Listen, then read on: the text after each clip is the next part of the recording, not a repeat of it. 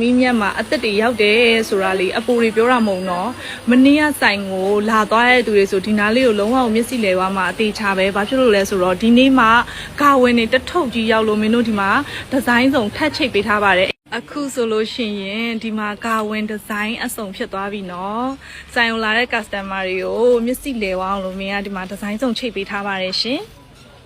အပေါ်မှာလည်းအသက်ရောက်တဲ့ T-shirt တွေဒီဇိုင်းတွေအများကြီးချိတ်ပေးထားပါတယ်။ကာဝင်လေးတွေကလေဒီလိုချိတ်ထားတဲ့ဝက်ကြီးမှပိုလာတာအသားလေးတွေအခုလွေရသည်မှာဝက်လို့အရန်ကောင်းတဲ့ခြိသားလေးတွေပေါ့ပေါ့ပပအေးလွန်းလွန်းဒီဇိုင်းလေးတွေကြီးပဲတီးတက်မင်းတေချာလေးရွေးချယ်ပြီးတော့တင်ပေးထားပါတယ်ရှင်ဒီဒီဇိုင်းလေးဆိုရင်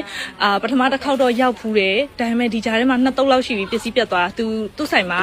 အသက်ထွက်လို့မင်းဒီဒီဇိုင်းလေးလည်းထပ်ပြီးတော့တင်ပေးထားပါတယ်အယောင်တွေကတော့အစုံရှိပါတယ်ရှင်အယောင်တွေကဒီမှာ